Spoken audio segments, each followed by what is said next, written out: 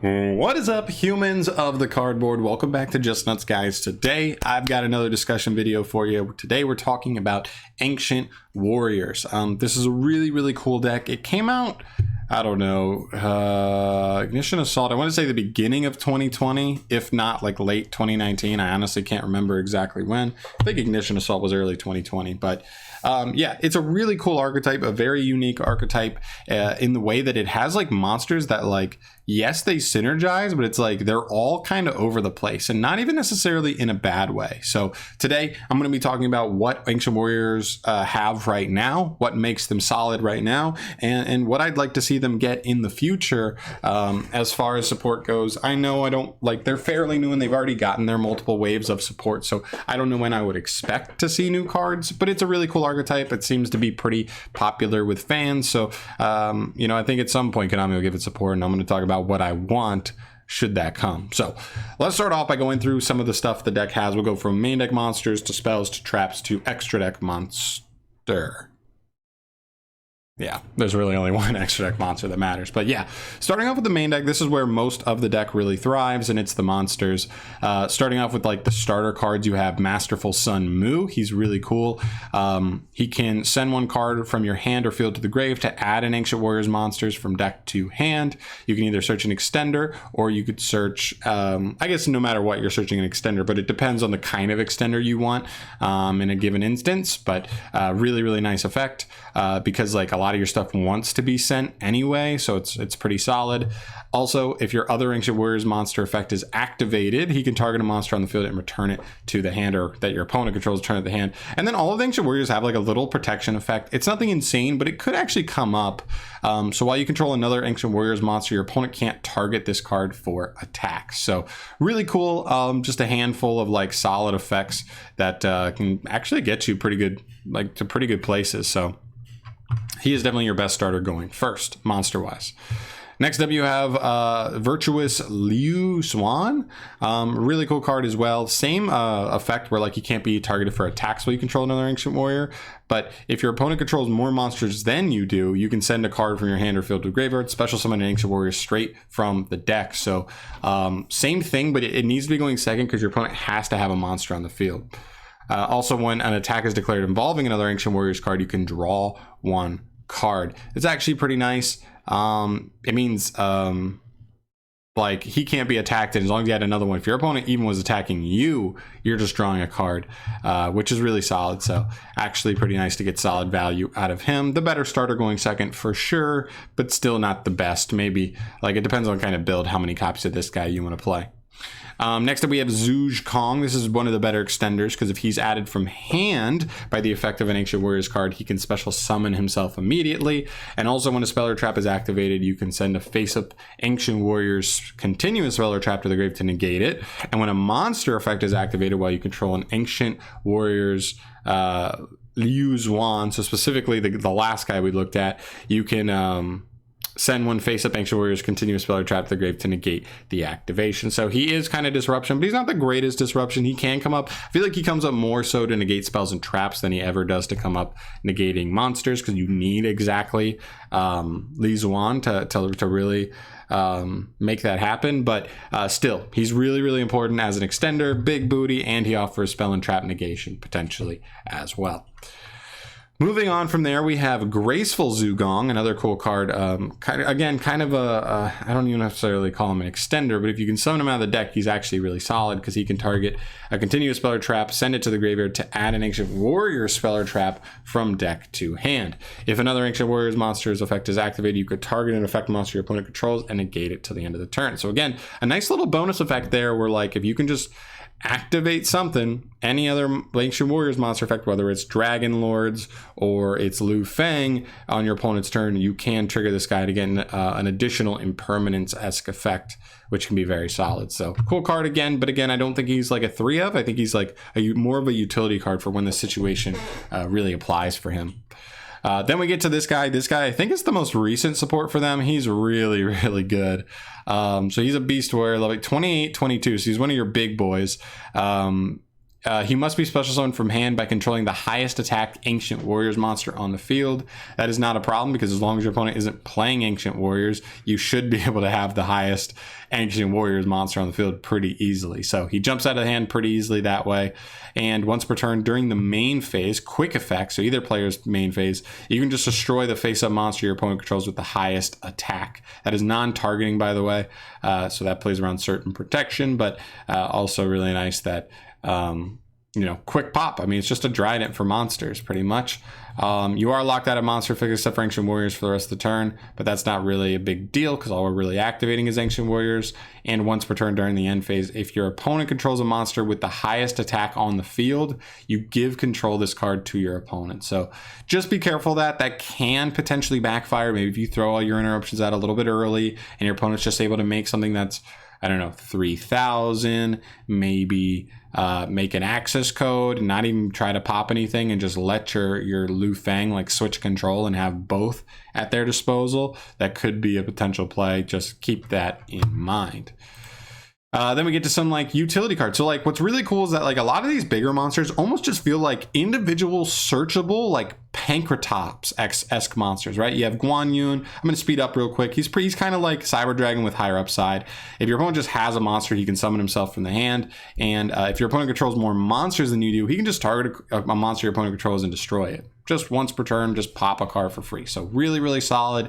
Not a quick effect like Pank, but still like easy to summon, free pop most of the time in a lot of board states, and is just really good value overall and high attack, of course. Next up, we have Zhang Yuan as well. He's really cool. At the start of the damage step, when any Ancient Warriors monster battles another face-up monster, you can special summon him from the hand, and the opponent's monster will lose 1,000 attacks. So one, that can help you beat over certain stuff. And I believe that you can trigger that. This is at the start of damage step. Interesting. Yeah, so damage step, you are already in damage step, so it does keep a lot of stuff from responding to it, and so you can potentially beat over something like Dragoons that way for sure. And if a card or cards your opponent controls is destroyed by battle or card effect, you can target another card and destroy it. So if you summon him, something that battle goes through and you kill the opponent's monster by battle, you can then summon this guy and just like pop another card, which is really, really solid. Next up is Ambitious Xiao Dai. He's really cool as well. He's probably the worst of the three, but he still, I think, fits that category of like a solid, searchable, like Pank-esque monster, right? If any card your opponent controls is destroyed by battle or card effect, you can just send one card from hand or field to special summon this card from your hand. Cool, jumps out pretty easily. And when he specifically destroys a monster by battle and sends it to the grave, you can special summon it back to your field in defense position. So he's big. He gets you another resource. I don't think he's that good, to be honest. I think he's probably the worst of the three, or at least the four big ones that we have here, but still a solid card, definitely a one of to consider in the list, which takes us to the spells. Obviously you have Tenki. This whole deck is Beast Warrior. I don't need to explain that. We have 3 visits. This is by far and away the best spell and trap in the deck. It says during the main phase, if you normal or special an Ancient Warriors monster, any Ancient Warriors monster, you can target that monster and add any Ancient Warriors monster with a different name from your deck to the hand. So this can help you get an extender. Usually it has to be an extender because you have to like normal summon one of the Ancient Warriors first to trigger this, so you need extenders after that, but that's still really solid because you can search the one that jumps out of the hand immediately when it's searched. You could search Liu Fang, which will summon itself for free after that. You could search Guanyun, the like, I don't know, the Cyber Dragon-esque guy that only your opponent needs to control a monster. You don't have to control no monster. It's really solid. And when this card is sent from the spell and traps under the grave, you can special summon an Ancient Warriors monster from the hand. That also can be really good to allow you to extend with certain cards as well. And yeah, so really, really solid. Just great synergy with the deck because so many of your cards need to send a face-up like Ancient Warriors card to get their effects to pop off.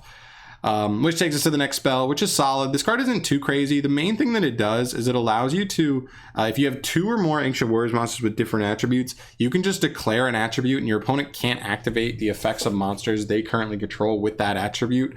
Unfortunately, This isn't a quick effect, so this is just like on your turn, but it does allow you to just turn off certain things and just be able to play through like the rest of their board in certain situations. So it's actually not the worst effect. It's potentially a one of in your list. That's really what I'm saying, but I don't see it as much more than that.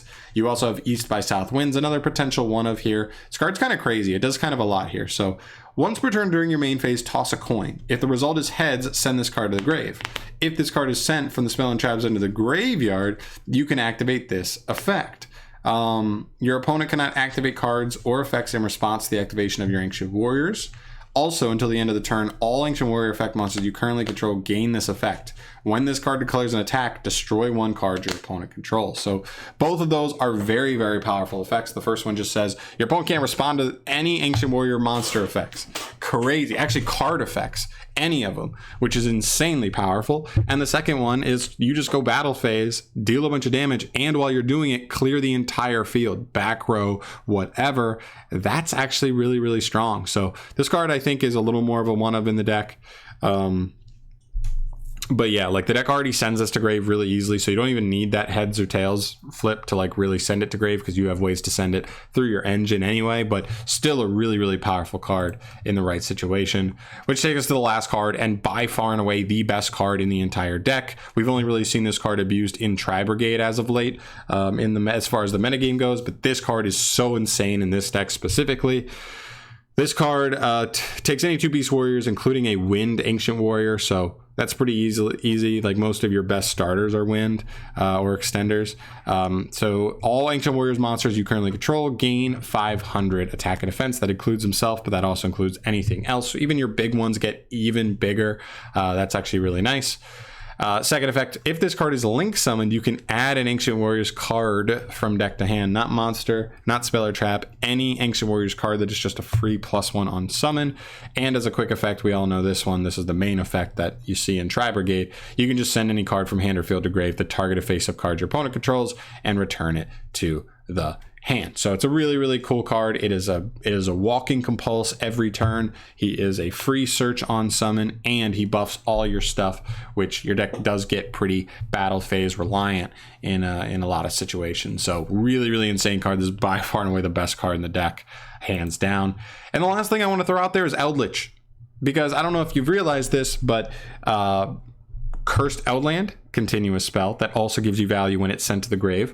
Conquistador Hawkero, continuous traps that when they are sent to the graveyard will give you additional value. So this is probably the best variant. I mean, maybe there's an argument for like Tri-Brigade, Ancient Warriors, but at that point, like you're kind of just playing like a worse Tri-Brigade deck than it could be. At this point, if you want to play the best Ancient Warriors list, I think it might be Eldlitch, because like even if your Ancient Warrior stuff gets like hand trapped out the butthole, if you're sending stuff like Conquistadors and Hawkeros and Cursed Outlands to like resolve their effects anyway, you're going to get like immediate value. And even if you don't get your Ancient Warrior stuff online, you're going to get your Eldritch engine online. And that's really solid. It allows you to beat a lot of situations and still be able to grind out really easily decks that aren't really ready for it. They're only ready to hand trap the Ancient Warriors because they know you can end on a solid board and then just get punished by the Eldritch core. So really, really cool deck. I think there's some awesome synergies between these two in specific. I just want to throw this out there because this seems to be the best way to play the deck at the moment. And if I were to give this deck any card, I feel bad because I feel like a lot of times I want decks to get like certain cards. I would love to see an actual good trap card in the archetype. The deck has two, the archetype has 2 trap cards, neither of which are very good at all. I would love to see a good trap card. I mean, like if it was disruption, that would be insane because you'd obviously be able to make like double Dragon Lords, then search the trap. And maybe the trap says like when it's sent from field to grave, like it's a disruption. So maybe it could like do something, like activate to do something on the opponent's turn, and then when you use like double Dragon Lords to send it, then it gives you an additional disruption there. That would be really, really cool. I don't know. I think that would just be like a cool idea. Just give you extra utility, and like Ancient Warriors definitely needs something.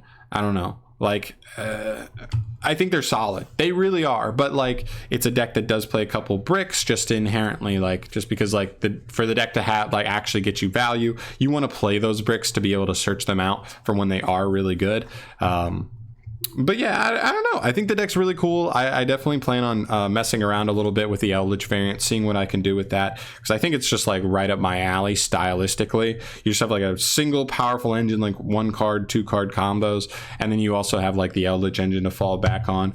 I've never really gotten into playing an Eldlitch deck before, but I think the synergies in this deck make this variant potentially like the most interesting one to me, just because of like it works with such a different cool archetype that you wouldn't expect it to. So really, really cool. Yeah, I think that's the biggest thing. I just would want a trap card. Maybe some, I don't know, some of their effects are a little awkward, I will say. Like, Ingenious only being an extender when he's searched from deck to hand by an Ancient Warriors card is a little bit awkward.